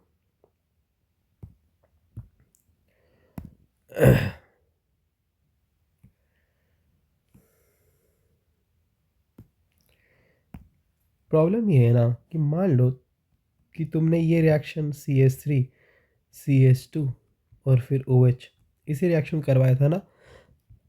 हाँ देखो, तो 140 डिग्री सेल्सियस पे रिएक्शन करवाया था और तुमको अपना प्रोडक्ट मिल गया था इथर। ये देखो CH2CH3। बट ये तो क्या हुआ, सिमेट्रिकल इथर मिला तुमको। इसके साथ चैलेंज आ गया है। क्यों चैलेंज ये है कि अगर आपको अनसिमेट्रिकल इथर प्रोड्यूस करना पड़ेगा, मान लो आपको रिक्वायरमेंट है अनसिमेट्रिकल इथर का, तो अनसिमेट्रिकल को प्रोड्यूस करने के लिए आप ये प्रोडक्ट ऐसा ले सकते हो ना, इस टाइप का। आप रिएक्टेंट लोगे प्रोड्यूस करने के लिए CH3OH, ये देखो, और 140 डिग्री सेल्सियस पे आप इसको रिएक्ट कराओगे और आप ये एज्यूम करोगे कि आपको ये मिल जाए। आपको मिलता भी ये है, लेकिन इसके साथ दहेज में बहुत सारे बाई प्रोडक्ट्स आते हैं, और वो बाई प्रोडक्ट्स कुछ ऐसे दिखते हैं। ये देखो, तो अनवांटेड प्रोडक्ट्स देखने को मिलते हैं हम लोग। और ऐसा ऐसा इसीलिए क्योंकि प्रॉब्लम ये होता है कि जब ये रिएक्शन आगे बढ़ती है ना, तो मान लो कुछ ऐसा हुआ कि CH3, ये पहला वाला कैसे फॉर्म हुआ होगा देखते हैं। पहला वाला प्रोडक्ट इस तरीके से फॉर्म हुआ होगा कि ये CH3 है, CH2 है, OH है। तो जैसे H2SO4 H+ लिख लो, तो H+ के साथ यहाँ पर कार्बोकेटाइन फॉर्म हुआ होगा, 6 लिविंग ग्रुप में कन्वर्ट हो गया होगा OH, और कार्बोकेटाइन का फॉर्मेशन हो गया होगा। तो पहला प्रोडक्ट इस तरीके से फॉर्म हुआ होगा जो हाईलाइटेड है, जब इसी पे CH3OH ने अटैक कर दिया होगा, और यहाँ पर CH3 CH2 और फिर OCH3 का फॉर्मेशन होते हुए हमको दिख रहा है इस तरीके से। ठीक है, दूसरा प्रोडक्ट कैसे फॉर्म किया होगा, हो सकता है कि इसी पर्टिकुलर कार्बोकेटाइन पे चलो, इसी पर्टिकुलर कार्बोकेटाइन पे यही वाला मॉलिक्यूल अटैक कर दिया हो, क्योंकि ज़रूरी थोड़ी जो है कि हमारे टेस्ट ट्यूब में बस ये एक ही हो, बहुत सारे प्रेजेंट हो सकते हैं ना, क्योंकि हमने ऑब्वियसली टेस्ट ट्यूब में करवा रहे हैं रिएक्शन, और बहुत सारे मॉलिक्यूल्स होते हैं। ठीक है, तो ये भी बहुत सारे होंगे और ये भी बहुत सारे होंगे, क्लियर है बात। तो होगा क्या, यही वाला मॉलिक्यूल अटैक कर दिया होगा फिर से, तो CH3CH2OH है, जैसे रिएक्शन करेगा तो CH3CH2 फिर O फिर CH2CH3 का फॉर्मेशन हो गया। तो इससे हमको ये वाला प्रोडक्ट देखने को मिल रहा है। आ रहा है समझ में। अब ये कैसे फॉर्म कर रहा होगा तीसरा वाला, तो तीसरे के केस में क्या होगा, CH3OH है ना, तो ये पर्टिकुलर CH3OH CH3+ में कन्वर्ट हो गया होगा, और इसका ही CH3OH जो दूसरा कहीं पर पड़ा हुआ होगा इस पर अटैक कर देगा, तो CH3OCH3, यहाँ पर हम H+ का लॉस करवा रहे हैं, स्किप कर रहे हैं उसको। ठीक है, तो इस तरीके से हमको मिक्सचर ऑफ प्रोडक्ट्स मिल जाते हैं। तो अनसिमेट्रिकल ईथर को प्रोड्यूस करना एक चैलेंज हो रहा था मेरे लिए। मतलब इस रिएक्शन का डीमेरिट ये था कि यहाँ पर हमको मिक्सचर ऑफ प्रोडक्ट मिल रहा था, मिक्सचर ऑफ प्रोडक्ट हासिल हो रहा था, और यही मेरे लिए एक चैलेंज बन गया था। तो इसी मिक्सचर ऑफ प्रोडक्ट को अवॉइड करने के लिए हम लोग क्या करते हैं, साइंटिस्ट था, उसने हमको हेल्प किया था कि हम किस तरीके से अनसिमेट्रिकल ईथर को प्रोड्यूस करें, क्योंकि ऑब्वियसली सिमेट्रिकल ईथर्स को प्रोड्यूस करना हमारे लिए क्या था, ईजी था। ये पर्टिकुलर एक मॉलिक्यूल ले लो, 140 डिग्री पे रिएक्ट करा दो, थोड़ा टेम्परेचर कम रखो, हाई रखोगे तो एलिमिनेशन हो जाता है, इसीलिए तो थोड़ा कम टेम्परेचर रखो तो तुमको अपना सिमेट्रिकल ईथर मिल रहा था। लेकिन होगा क्या, जब तुम अनसिमेट्रिकल ईथर प्रोड्यूस कराने के चक्कर में रहोगे तो होगा क्या, इसका कार्बोटाइन फॉर्म होगा, इसका कार्बोटाइन जैसे फॉर्म होगा तो यही आके खुद के ऊपर अटैक कर लेता है। ठीक है, तो इससे हमको सेकंड प्रोडक्ट मिल जाएगा। और अगर मान लो इसका कार्बोटाइन प्रोड्यूस होगा तो दूसरा इस पर अटैक कर देगा। ठीक है, जिससे हमको पहला रिसीव हो जाएगा। अब इसका कार्बोटाइन इसी पर अटैक करते हैं, दैट इम्प्लाइज हमको तीसरा प्रोडक्ट मिल जाएगा। तो इससे होगा क्या, मिक्सचर प्रोडक्ट मिल जाते हैं जो हमको चाहिए नहीं, क्योंकि हमको तो अनसिमेट्रिकल चाहिए। ठीक है, तो इसका एक सोल्यूशन निकाला विलियमसन। और विलियमसन ने कहा कि आप एक काम करो, आप ना एल्कोक्साइड उठाओ और एल्कोक्साइड को 1 डिग्री एल्काइल हैलाइड पे रिएक्शन करा दो और आपको अपना प्रोडक्ट मिल जाएगा। ठीक है, याद रखना ये बहुत इंपॉर्टेंट है, 1 डिग्री होना चाहिए। ठीक है, 1 डिग्री होना चाहिए और उस पर अटैक कराना है आपको। ठीक है, तो आपको क्या करना है, जैसे फॉर एग्ज़ाम्पल CH3, और जैसे मान लो ये मुश्किल हो रहा था ना हमको बनाना, ये देखो ये वाला चैलेंजिंग हो रहा था, ये पर्टिकुलर, यही तो अनसिमेट्रिकल इधर चाहिए, और ये हमको क्या दहेज में मिल रहे थे, और ये तो चाहिए नहीं हमको, तो ये चाहिए अनसिमेट्रिकल इधर चाहिए, मतलब ऑक्सीजन के दोनों साइड डिफरेंट अल्काइल ग्रुप होने चाहिए। तो अब देखो ये प्रोड्यूस कैसे होता है, ये पर्टिकुलर अनसिमेट्रिकल इथर। आपको कुछ नहीं करना, आपको उसका एल्कोक्साइड तैयार करना। मान लो मेरे पास कुछ ऐसा हो, CH3Br हो, ठीक है, या फिर CH3OH हो। आप उसको सबसे पहले मेटल से रिएक्शन कराओ, तो जैसे मेटल के साथ रिएक्शन कराओगे तो एल्कोक्साइड आ जाएगा। ठीक है, O-। अब ये CH3O- है, उसको आपको एल्काइल हैलाइड पे रिएक्शन कराना है। ये देखो, तो एल्काइल हैलाइड ये वाला ले लो, CH2Br, और ये O- से 1 डिग्री है ना, इस पे रिएक्शन करा दो SN2, और ये Br बाहर हो जाएगा, और CH3O CH2CH3 का फॉर्मेशन हो जाएगा। ये देखो अनसिमेट्रिकल इथर प्रोड्यूस हो गया। तो एल्कोक्साइड का रिएक्शन करवाना है हमको अल्काइल हैलाइड पे, जो कि 1 डिग्री इन नेचर होना चाहिए, जो SN2 से प्रोसीड कर जाएगा। बहुत इंपॉर्टेंट है, 1 डिग्री पे होना चाहिए रिएक्शन। ठीक है, क्योंकि अगर आप 2 डिग्री और 3 डिग्री करोगे तो SN2 होगा नहीं, प्रॉब्लम होगा SN2 होने में, फिर एलिमिनेशन होने लगेगा, ये लफड़ा है, हम बता रहे तुमको। तो बोलोगे सर हम 3 डिग्री ले लेंगे तो होगा क्या, वो सबसे स्टार्ट में मैकेनिज्म में पढ़ा रखा है, ये 3 डिग्री में SN2 नहीं होता है, और 2 डिग्री में भी बात फंसने लग जाएगा तुम्हारा। ठीक है, तो 1 डिग्री होगा तो बेस्ट है। ठीक है, क्योंकि अगर 3 डिग्री लोगे तो एलिमिनेशन हो जाएगा वहाँ पर, तो 3 डिग्री पे हिंडर्ड होता है ना, तो अटैक हो नहीं पाता है, तो एलिमिनेशन फेवरेबल होने लगता है इसीलिए। ठीक है, जैसे और एक एग्जांपल लेते हैं, जैसे फॉर तुमने ये ले लिया, जैसे इस तरीके का O- है, ठीक है, और यहाँ पर CH3Br है। ठीक है, ये तो 1 डिग्री भी नहीं है, इसमें तो आराम से रिएक्शन हो जाएगा। ये देखो ये से प्रोड्यूस हो गया, क्योंकि ऑक्सीजन के अलॉन्ग देखो ग्रुप्स चेक करो, दोनों साइड अलग अलग है। तो इस तरीके से अनसिमेट्रिकल इथर्स हम लोग प्रोड्यूस कर सकते हैं, है ना। ये देखो मान लो फिनोल है और आपने सोडियम यूज़ किया, सोडियम मेटल, तो ये फिनोक्साइड में कन्वर्ट हो जाएगा, और यहाँ पर SN2 करा दो। तो जैसे अटैक होगा ये SN2, तो ये एनिसोल बोलते हैं इसको। ठीक है, इंपॉर्टेंट है। ठीक है, नेक्स्ट ये रिएक्शन को करो, चलो Br2 लाइट। पहला रिएक्शन है हमारा Br2 लाइट के साथ, ये हैलोजनेशन है, और अगर हैलोजनेशन होगा तो ब्रोमीन आ जाएगा।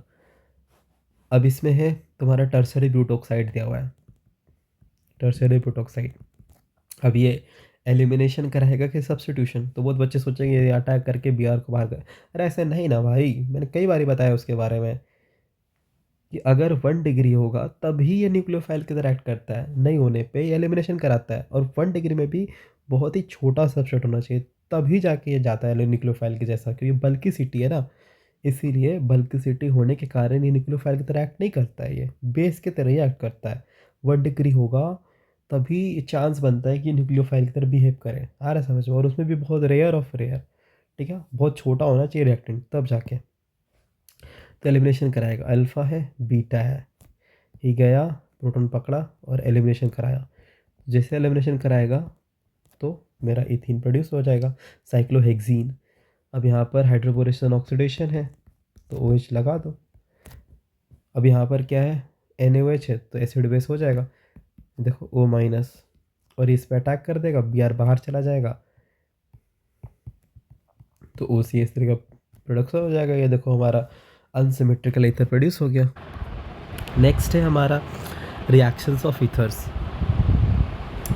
तो उसमें सबसे पहला रिएक्शन है कंसनट्रेटेड HX, और यहाँ पर HX HCl HBr HI भी हो सकता है। तो होता कैसे रिएक्शन, हम ईथर लेते हैं, उस पर कंसनट्रेटेड HCl HBr HI दे देगा, तो कैसे रिएक्शन करवाना है। तो जब तुम्हारे पास अनसिमेट्रिकल होगा तो तुम्हारी लाइफ बहुत आसान होगी। कैसे, आपको HCl दिया हुआ है, आपको पता है एसिड है तो H+ देगा, और H+ देगा तो ये जो लोन पेयर है ना, ये कैच कर लेता है इसको। जैसे कैच कर लेगा तो ये एक अच्छे लिविंग ग्रुप में कन्वर्ट हो जाता है, ठीक है।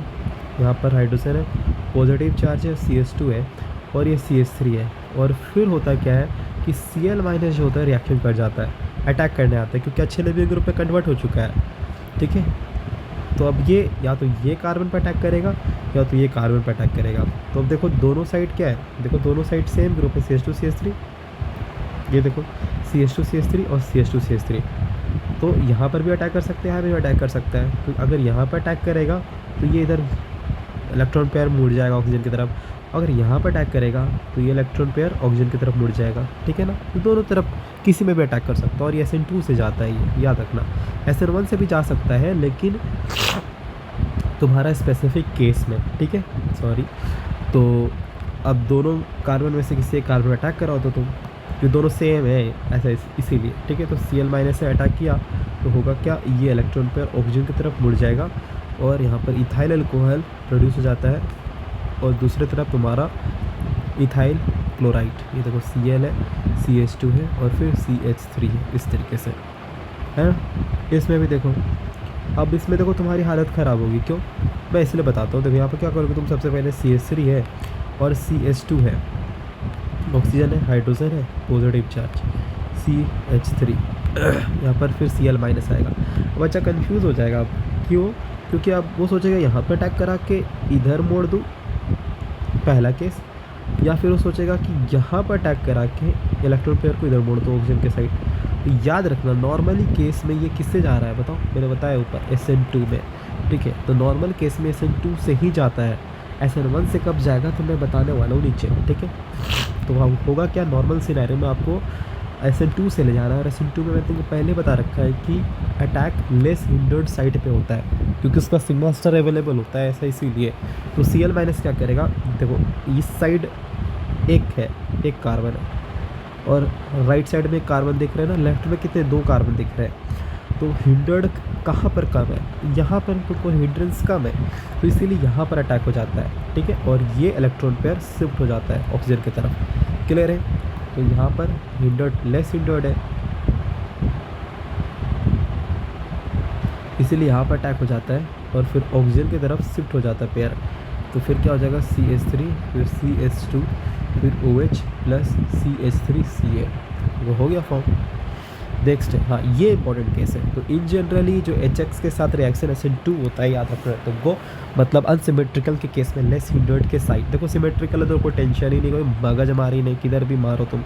लेकिन अगर अनसिमेट्रिकल होगा तो तुमको लेस हिंडर्ड के साइड कराना है। लेकिन ध्यान देना है तुमको कि अगर ऐसा केस मिल जाए जहाँ पर क्या हो फॉर्म मोस्ट स्टेबल कार्बोकटायन, मतलब जो कार्बोकटायन स्टेबलाइज्ड हो जाए, तो वो SN1 से जाता है।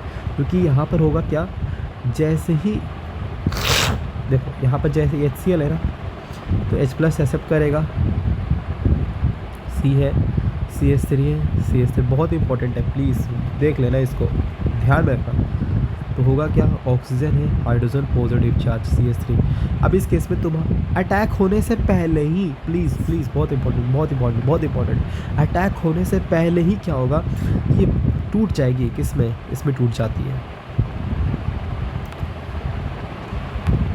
ये देखो, ऐसा इसीलिए क्योंकि 3 डिग्री है और 3 डिग्री कार्बोकैटायन स्टेबलाइज हो जाती है, बहुत हाईली स्टेबलाइज होती है, क्योंकि इसको अल्फा से ज़्यादा मिलता है। 3 3 6 3 9 9 अल्फा है, 9 अल्फा। तो इस केस में ये SN1 से चला जा रहा है, ठीक है, ये SN1 से चला जा रहा है। SN1 से आप 3 डिग्री के केस में वो SN1 से जा रहा है, क्योंकि उसका कार्बोकैटायन ज़्यादा स्टेबलाइज्ड है। अब क्या होगा, इस पर अटैक हो जाता है, किसका, Cl- का। तो Cl- पे अटैक होगा, तो यहाँ पर ये प्रोडक्ट बन जाएगा CH3 CH3 और फिर CH3 और फिर यहाँ पर Cl, ठीक है।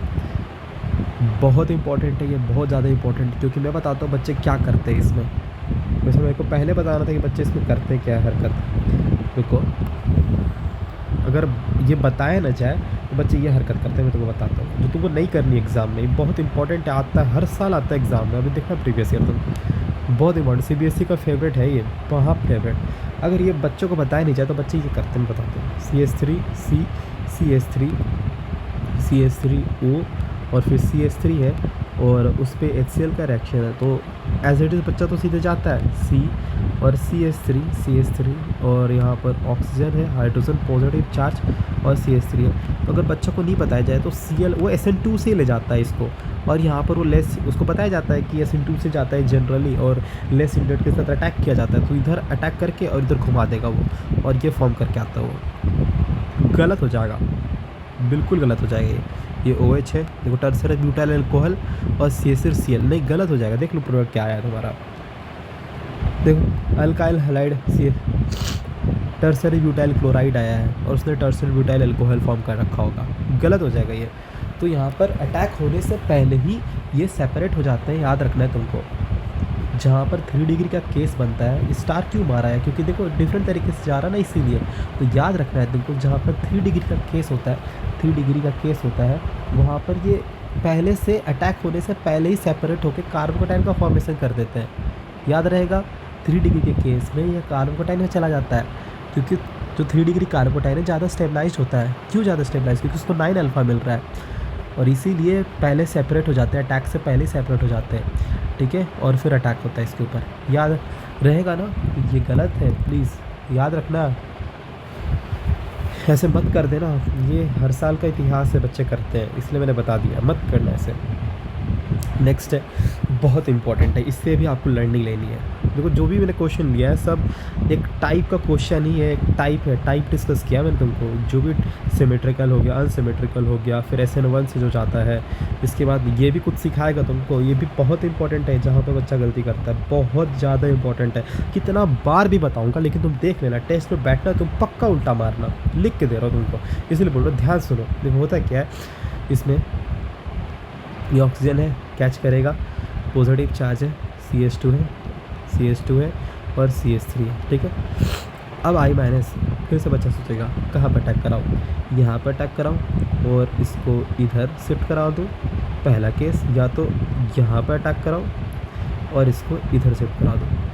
ये वाला नहीं होगा, अगर तुम ध्यान से सोचो ये वाला होगा। क्यों, सोचो ना ज़रा, मैं इसका रीज़न बताता हूँ। अरे ऐसा इसीलिए भाई, क्योंकि तुम अगर ये वाला हादसा कराओगे तो तुम पाप करने जा रहे हो। ये बॉन्ड कैसे टूटेगा भाई, अरे ये sp2 पे अटैच है ना यार, sp2, ये ऑक्सीजन sp2 कार्बन पे अटैच्ड है, ये बॉन्ड ऐसे टूट जाएगा, मजाक चल रहा है क्या। प्लीज़, ये I- यहाँ पर अटैक नहीं कर सकता, बहुत इंपॉर्टेंट है। क्यों, अरे यार ये ऑक्सीजन किस पे अटैच्ड है, कार्बन, जो कि sp2 इन नेचर है, स्ट्रॉन्ग बॉन्ड है ये वाला, मजाक है क्या, ये ऐसे नहीं हो सकता।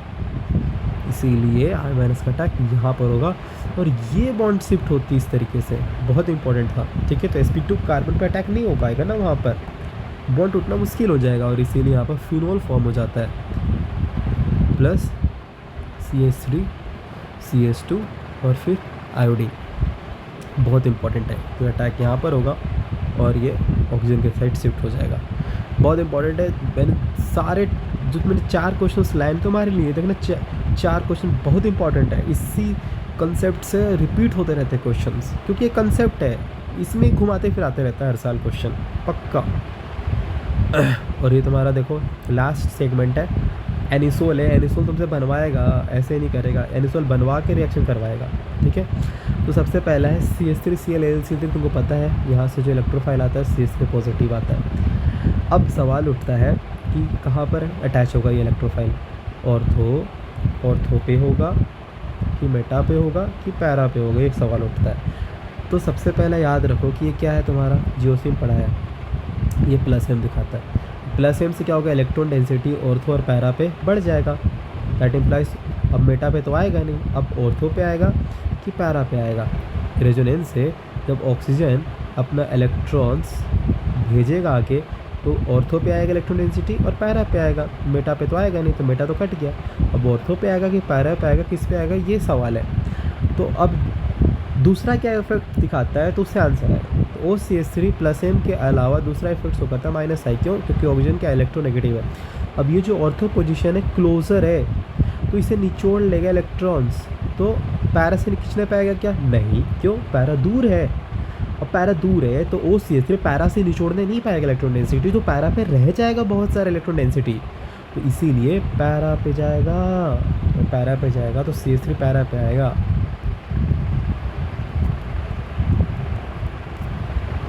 एक बात मैं समझ रहा हूँ कि इतनी जल्दी जल्दी चीज़ें हो रही है, but we are also restricted ना। यहाँ पर देखो क्या आएगा, CH3 और फिर C triple bond O positive, attack होगा इस कार्बन पे, तो यहाँ पर आएगा CO फिर CH3, यहाँ से आएगा NO2+, तो फिर से पैरा पे आ जाएगा। ट्राई करो, ज़्यादा से ज़्यादा प्रैक्टिस करो। मैं समझ रहा हूँ तुम्हारे लिए कि तुम्हारे लिए सारे रिएक्शंस नए नए हैं, कहीं भी अटैक हो रहा है, मतलब कुछ नहीं, तुम रिवाइंड करो ना वीडियो को, सब कॉन्सेप्ट्स है, बस थोड़ा सा जो मैं बोल रहा हूँ उसको थोड़ा ध्यान में रखो, और जो भी लेक्चर देख रहे हो उससे पहले तुम रिवाइज करके आओ, उसको बार बार पढ़ के आओ। अगर तुमको पिछले रिएक्शंस याद नहीं है तो उसको रट के आओ, उसको किसी तरीके से पूरा चैप्टर याद होना चाहिए, तब जाके इस चैप्टर को पढ़ो। अगर पिछले वाले रिएक्शंस याद नहीं है तो तुमको प्रॉब्लम होगा, लिख लो, ये 12th के रिएक्शंस है भाई, तुमको पिछले रिएक्शंस याद होने चाहिए, तभी तुम एलिजिबल हो उस लेक्चर को देखने के लिए।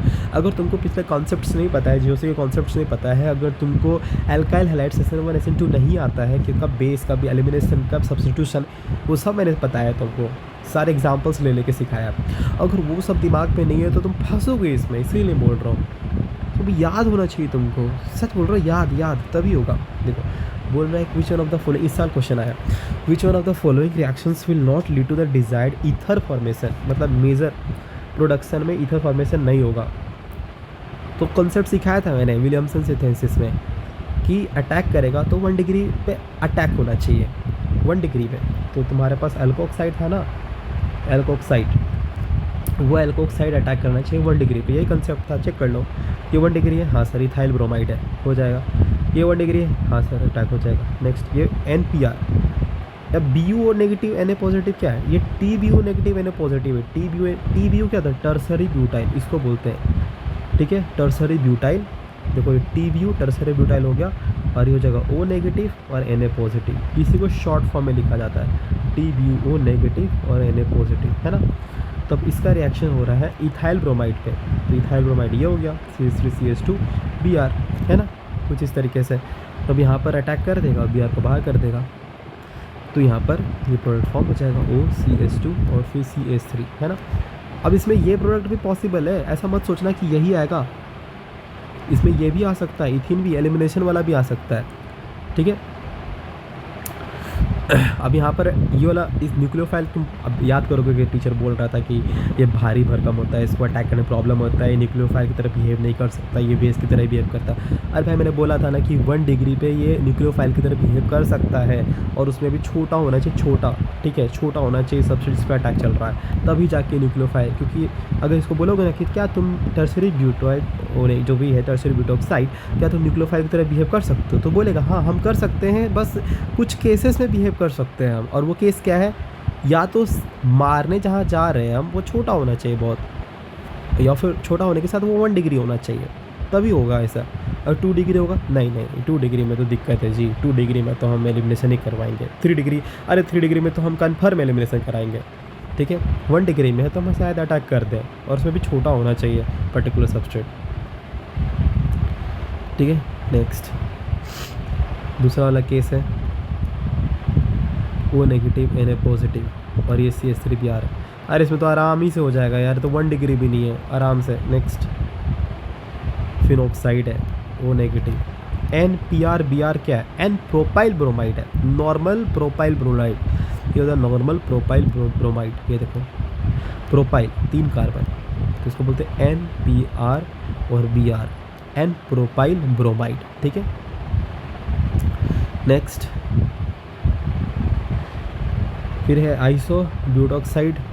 आइसोब्यूटॉक्साइड ये वाला, ये देखो O नेगेटिव, और इस पर सेकेंडरी ब्यूटाइल ब्रोमाइड सेक BuBr। अगर IPSC वगैरह पढ़े होगे तो तुमको समझ में आ रहा होगा। यहाँ भी रिएक्शन हो जाएगी, ये भी 1 डिग्री है, हो जाएगा रिएक्शन, 1 डिग्री है तो हो जाएगा। विलियमसन सिंथेसिस में बोला है 1 डिग्री पे रिएक्शन होता है, ये तो 1 डिग्री भी नहीं था सेकंड वाला, तो पहला वाला तो 1 डिग्री हो गया, दूसरा वाला तो ऑब्वियसली हो जाएगा क्योंकि 1 डिग्री भी नहीं है, तो तीसरा वाला 1 डिग्री हो जाएगा। चौथा देखते हैं सेकेंडरी ब्यूटाइल ब्रोमाइड, मतलब ब्यूटाइल बना लो और 2 डिग्री कार्बन पे ब्रोमीन चढ़ा दो, तो इस पे चढ़ेगा क्या? नहीं, क्योंकि अगर इसमें ब्रोमीन रख दिए तो ये 1 डिग्री कार्बन है, ये 2 डिग्री कार्बन है, तो यहाँ पर ब्रोमीन चढ़ जाएगा। तो this is secondary butyl bromide. Bu मतलब 4 कार्बन, 1 2 3 4, अब ब्रोमीन को जोड़ना है 2 डिग्री कार्बन पे, तो ब्रोमीन को जोड़ दिए 2 डिग्री कार्बन पे, तो यहाँ पर अटैक होगा? नहीं जी, बिल्कुल भी नहीं। 2 डिग्री पे नहीं होता है, विलियमसन चिल्ला चिल्ला के कह रहा था, है ना, तो ये नहीं होगा 30+D ऑप्शन, ठीक है। तो बेसिकली विलियमसन सिंथेसिस से क्वेश्चन आया हुआ था कि जब भी आप एल्कोक्साइड तैयार करते हो तो वो अटैक करता कहाँ पर है? तो 1 डिग्री पे करता है ना। ऑब्वियसली 2 डिग्री पे नहीं करेगा भाई, 2 डिग्री पे एलिमिनेशन, 3 डिग्री पे elimination. Suitable reaction condition for preparation of methyl phenyl ether. Methyl phenyl ether कैसा दिखता है? कुछ ऐसा देखो, मिथाइल फिनाइल और ईथर, है ना। देख लेते हैं कौन सा केस में हमारा है जो प्रोडक्ट फॉर्म कर जाए। ये करेगा क्या? अरे कैसे कर लेगा, ये है ना, ये देखो PHO-।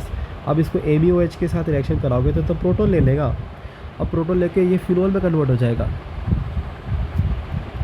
बेंजीन MEBr, कहाँ से रिएक्शन होगा बेंजीन MEBr का? ये बेंजीन है और CH3Br है। ऑब्वियसली इसमें कोई लुइस एसिड डालते हैं तो वो भी टॉल्यून में जाता ही है। PHBr ये दिया हुआ है, फिनाइल और ब्रोमीन लगा हुआ है, और O नेगेटिव Me दिया हुआ है। अब यहाँ से यहाँ पर अटैक होगा क्या? अरे नहीं होगा ना भाई, ऊपर ही समझाया था। ये यहाँ पर मुश्किल होता है रिएक्शन होना। ये ब्रोमीन इस कार्बन से कनेक्ट है, वो कार्बन sp2 कैसे निकल जाएगा? ये नहीं ना प्लीज़।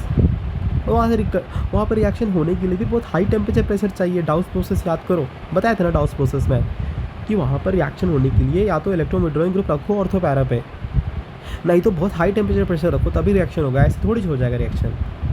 डी हाँ ये हो जाएगा, क्यों?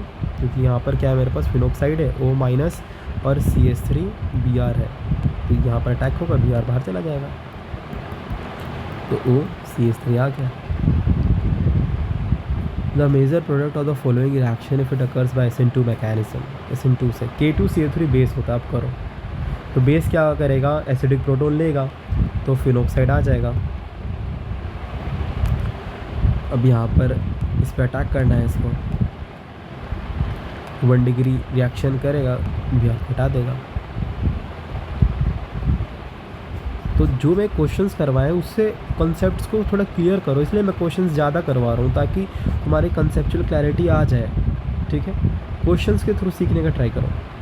Given below are 2 statements as one, ठीक है। Synthesis of ethyl phenyl ether. Ethyl phenyl ether मतलब ये ऑक्सीजन है, CH2 है, CH3 है, और यहाँ पर फिनाइल, तो ethyl phenyl ether may be achieved by Williamson synthesis. Very good, हो सकता है आराम से, कैसे नहीं हो सकता है भाई। आप क्या करो, देखो फिनॉक्साइड ले लो और CH3 CH2 Br ले लो, अटैक होगा, Br चला जाएगा। एसर्शन सही है, reaction of bromobenzene with sodium ethoxide. और ये कह रहे हैं कि जो दूसरा रीज़न में दिया हुआ ना उससे बना के दिखाओ, देखते हैं बनेगा कि नहीं उससे। मतलब ब्रोमोबेंजीन पे इसका अटैक करा दो, सोडियम इथोक्साइड का। ये हुआ सोडियम इथोक्साइड। अरे भाई अभी बताया कि ये sp2 कार्बन है, sp2 कार्बन है, और ये sp2 कार्बन से ब्रोमीन जुड़ा हुआ है, कैसे निकलेगा भाई? मजा आ गया क्या? बॉन्ड मजबूत होता है वहाँ पर, क्योंकि देखो ना बॉन्ड मजबूत क्यों होता है? ब्रोमीन के पास लोन पेयर है, रेजोनेंस में जाता है, पार्शियल डबल बॉन्ड कैरेक्टर आ जाता है, प्लस sp2 कार्बन से अटैच्ड है, मजबूत बॉन्ड, ऐसे कैसे टूट जाएगा? इसको तोड़ने के बस दो उपाय हैं। पहला, हाई टेम्परेचर प्रेशर रखो 300 ATM 623 केल्विन। दूसरा, इलेक्ट्रॉन विड्रॉइंग ग्रुप जोड़ो तो ऑर्थो और पैरा पर। ऐसे मजाक में थोड़ी जोड़ जाएगा, ठीक है। Williamson synthesis of nucleophilic substitution reaction. SN2 alkoxide था, फिर अटैक किया था ना एल्काइल हैलाइड पे। विच one of the following with HBr will give a phenol. किसके साथ हमारा अगर हम रिएक्शन करा दें HBr का तो फिनोल मिल जाए? तो ट्राई करते हैं अपने। मान लो पहला A है, उस पर अगर HBr दे हम लोग तो क्या आएगा? मेरे पास यहाँ पर फिनाइल है, फिर CH2, फिर CH, फिर OH, फिर CH3 पॉजिटिव चार्ज, फिर यहाँ पर आ जाएगा तुम्हारा OH पॉजिटिव चार्ज CH3। अब Br माइनस अटैक करेगा तो ऑब्वियसली यही करेगा, तो ये OH यहाँ पर आ जाएगा। फिर Br माइनस है अटैक करेगा, ठीक है, तो फिर यहाँ पर आ जाएगा, क्योंकि लेस हिंडर्ड साइड पर अटैक करेगा ऑब्वियसली, बता रखा है नॉर्मल केस से SN2 में जाता है ईथर का रिएक्शन। इसका जो प्रोडक्ट आएगा कुछ ऐसा आएगा।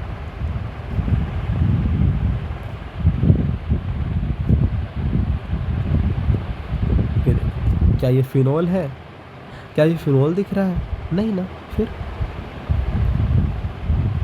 बी के केस में, अब बी के केस में देखो, अब यहाँ पर 3 डिग्री का केस है तो ये SN1 से जाएगा, तो SN1 से जाएगा तो मारने से पहले टूट जाएगा। मारने से पहले टूटेगा तो यहाँ पर क्या होगा? OH आएगा और C, और यहाँ पर Br आ जाएगा। मारने से पहले टूटेगा तो कार्बोकेटाइन में चला जाएगा इस तरीके से। और इस पर जब ब्रोमीन अटैक करेगा तो ब्रोमीन यहाँ लग जाएगा। क्या ये फिनोल दे रहा है? नहीं, ये अल्कोहल है भाई। फिनोल में OH डायरेक्टली कनेक्टेड होता है फिनाइल से। क्या ये देगा? देखते। तो HBr है तो HBr से H+ निकलेगा तो अटैच हो गया प्लस। अब Br माइनस है, इसके पास 2 चांस है, ये तो यहाँ अटैक कर दे, ये तो यहाँ अटैक कर दे। यहाँ नहीं कर सकता, बार बार ऊपर से ही चिल्ला के गला फाड़ के बता रहा हूँ तुमको कि sp2 कार्बन है, sp2 कार्बन है, यहाँ पर अटैक नहीं होता है, बॉन्ड मजबूत होता है, और प्लस यहाँ पर पार्शियल डबल बॉन्ड कैरेक्टर होता है। ये कैसे टूट जाएगा? मजाक है क्या? नहीं ना। तो यहाँ CH3 पर अटैक होगा और ये बॉन्ड इधर शिफ्ट हो जाएगा, ये फिनोल बन जाएगा तुम्हारा, और प्लस CH3 Br, तो ये CH। देखो ना, सिमिलर कंसेप्ट से क्वेश्चंस पूछ रहे हैं तो कंसेप्ट बनाओ, बस कंसेप्ट, और उस कंसेप्ट को ध्यान में रखो, तुम्हारे सारे क्वेश्चंस निकल जाएंगे। जेई गए तो ऐसे नीट के तो ऐसे मजाक से निकलते हैं। और ऐसा भी नहीं कि मैं तुमको 20 साल 25 साल पुराने क्वेश्चन करवा रहा हूँ, रिसेंट करवा रहा हूँ, रिसेंट ट्रेंड के अकॉर्डिंग क्वेश्चंस करवा रहा हूँ, ट्रेंड के अकॉर्डिंग कंटेंट मिल रहा है। बस तुम कंसेप्ट सीखो, तुरंत अप्लाई करो। देखो ट्राई करो। Which of the following reaction is not possible? HBr है ऑब्वियसली, अभी ऊपर से आए फिनॉल बना के, ये तो हो जाएगा। अरे मतलब ठीक रिएक्शन हो जाएगा ये तुम्हारा, इन नॉट पॉसिबल वाला नहीं है। पहला वाला A हो जाएगा, B OCH3 Cl2 LCl3, हाँ Cl है, पैरा पे आएगा, ये भी हो जाएगा। B C NaOH, हाँ बिल्कुल ये भी हो जाएगा, हाई टेम्परेचर प्रेशर पे होता है, डाउस प्रोसेस C। हाँ D नहीं होगा भाई, कैसे हो गया? मजाक है क्या? ये HCl है, HCl देगा H+, और ये कैच कर लेगा, पता है ये क्या कैसे बनवा रही है? OH है, अभी H+ ये कैच कर लेगा OH2, ये निकल जाए क्या? मजाक है क्या? नहीं ना।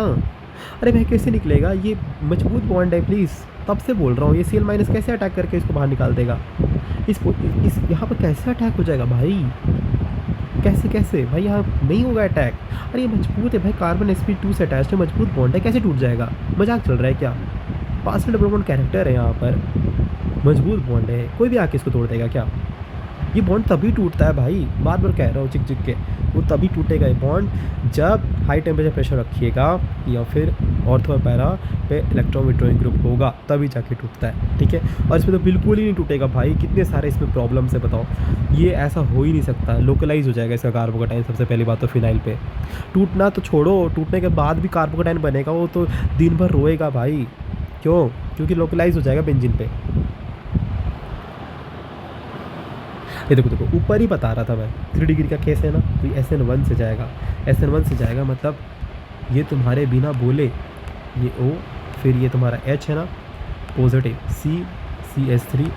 CH3 और CH3 इसमें 3 डिग्री का केस बनेगा, तो ये इस तरीके से पहले ही मूव कर जाएगा क्योंकि 3 डिग्री का कार्बोकेटाइन फॉर्मेशन हो रहा है इसीलिए। तो OH है प्लस C कार्बोकेटाइन CH3 और CH3, ठीक है। नेक्स्ट अब I- इस पर अटैक कर देगा, जैसे अटैक करेगा तो cyclohexanol plus tertiary butyl iodide CH3 CH3 iodine और CH3, ठीक है। अरे ऊपर करवाया था एसिडिटी वाला, ये बताओ करके ट्राई करो, किसको दोगे भाई बताओ, इसको H+ खिलाओगे कि इसको H+ खिलाओगे? प्लीज़ गलती मत करना यार, ऊपर से चिल्ला के आ रहा हूँ मैं।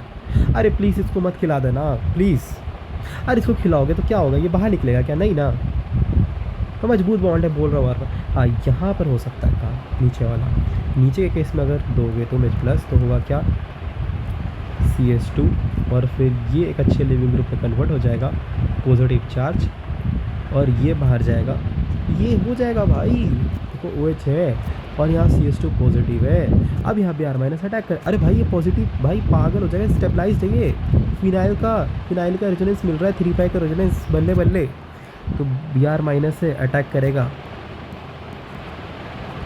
तो CH2 Br और यहाँ पर OH है, यहाँ पर देखो HBr, तो फिर से क्या होगा इस केस में HBr ये, अरे भाई आप, अरे भाई मत देना प्लीज़ प्लीज़ प्लीज़, अरे फिनाइल पे जो OH लगा रहता है ना उस OH को H+ मत खिलाना, हाथ जोड़ के बोल रहा हूँ प्लीज़। यहाँ तो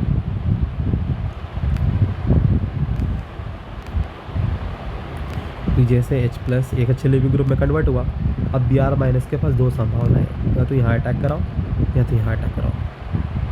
भाई मैं थक गया हूँ बोल के बात, यहाँ नहीं करेगा, कहाँ करेगा, यहाँ करेगा, जैसे करेगा ये वाला ये पाथ सही है, जैसे अटैक करेगा तो ये बॉन्ड इधर शिफ्ट हो जाएगा, जैसे शिफ्ट होगा तो वो OH तो रहेगा एज इट इज़ और यहाँ पर ये OH बन जाएगा प्लस और यहाँ पर CH3 Br आ जाएगा। May I know from your side इसको क्या बोलते हैं, इसका कॉमन नेम हम तो नहीं पढ़ेंगे सर का जब गला फट जाएगा तब जाके हम NCERT खोलेंगे, ठीक है, ऐसे तो नहीं खोलेंगे। क्या बोलते हैं इसको बताओ? कैटाकॉल बोलते हैं, रिसोर्साइनोल बोलते हैं, क्या बोलते हैं इसको? किनोल बोलते हैं, इसको बोलते हैं रिसोर्साइनोल। क्या बोलते हैं? रिसोर्साइनोल। अरे पढ़ो भाई, NCERT खोलो, पढ़ो भाई पढ़ो, बोर्ड आ रहा है, बोर्ड नीट आ रहा है, JEE आ रहा है, पढ़ो पागल हो जाओ। नहीं आएगा ये टाइम कभी लौट के, बहुत बुरा लगेगा, ड्रॉप लिख कर सोचना भी मत, पागल हो जाते लोग पढ़ते पढ़ते। यहाँ पे देखो कॉन्सेंट्रेटेड चाहिए। अबे ये भी मत बोल देना कि अरे सर तो क्वेश्चन है, अरे इतना सारा क्वेश्चन मैं ही कर रहा हूँ बैठ के, सारा JEE प्रीवियस ईयर मेरी प्रैक्टिस मेरे को ही देना है, नेक्स्ट ईयर JEE में बैठूंगा मैं, नीट में बैठूंगा, देखना। कंसेप्ट सीखो बस, क्वेश्चन में अप्लाई कैसे हो रहा है कोई बात नहीं, तुम बस दिमाग को अटेंटिव रखो, कॉन्शियस रहो बस कि हो कैसे रहा है रिएक्शन, कैसे बढ़ा रहा है टीचर रिएक्शंस को आगे, वहाँ पर क्यों नहीं अटैक, यहाँ पे क्यों नहीं अटैक, उसका सब रीज़न बता रहा हूँ और तुम ऑब्जर्व कर रहे हो कि एक ही पैटर्न पे रिएक्शंस आ रहे हैं एग्जाम्स में, एक ही पैटर्न पे बार बार JEE वाला ट्राई कर रहा है गलती करवाने का कि बच्चा यही इसको दे दे H+, वो चाह रहा है कि बच्चा इसको H+ दे दे, वो चाह रहा है कि बच्चा जो है Br- का अटैक यहाँ करा दो, चाह रहा है भाई, वो चेक करना चाहता है तुम्हारा कॉन्सेप्ट, वो जानबूझ के ऐसे तुमको सबशॉट दे रहा है, गलती करवाना चाह रहा है तुमसे। यहाँ भी देखो फिर से 22 में क्वेश्चन पूछा है, यहाँ भी वो चाह रहा है कि आप क्या करो, यहाँ इसको H+ दो और ये रहा मेरा, और I- का अटैक वो चाहता ही है कि I- यहाँ से आप निकालिए और I- का अटैक यहाँ करवाइए। अरे नहीं होगा भाई यहाँ पर अटैक, प्लीज़ प्लीज़ क्या होगा ये जाएगा, आई माइनस आएगा और अटैक यहाँ पर होगा और ये इस तरीके से कन्वर्ट हो जाएगा और फिनोल आ जाएगा प्लस आइसोप्रोपाइल आयोडाइड और इसी पे जिंक हिट लगाया हुआ है और जिंक हिट लगाओगे तो OH उड़ जाता है और बेंजीन आ जाता है। और कितने क्वेश्चंस हैं, चलो हो गया लगभग कंप्लीट ही है। इतने सारे क्वेश्चंस हैं, मैं बस तुमको प्रैक्टिस के थ्रू समझाना चाहता हूँ, कॉन्सेप्ट सिखाया बट क्वेश्चंस के थ्रू भी सिखाना चाह रहा हूँ कैसे होता है रिएक्शन। और डरो मत, सीख जाओ बस क्वेश्चंस के थ्रू। तुम बस ऑब्जर्व करो, हंसी आ रहा हो भाई, एक ही टाइप के क्वेश्चन रिपीट हो रहे हैं हर साल, एक ही कॉन्सेप्ट को हर साल जेई क्या करते हैं, देते रहता है और नीट खोलोगे तो हंस दोगे तुम। देखो CH3 है और C डबल बॉन्ड CH है, तो क्या होगा यहाँ पर,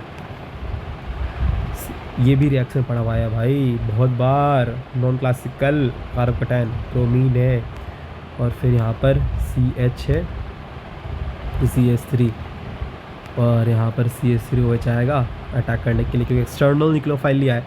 अब है कि टेंशन, सर अब कहाँ अटैक कराए सर, A पे कराए B पे कराए सर, दिमाग ही नहीं लग रहा भाई। एक बात बताओ, ये बॉन्ड उठेगा, ये टांग उठाओ तो कार्बोकैटायन यहाँ जन्म लेगा और जब यहाँ जन्म लेगा तो इधर से 3 और 3 6 और एक 7 अल्फा मिलेगा।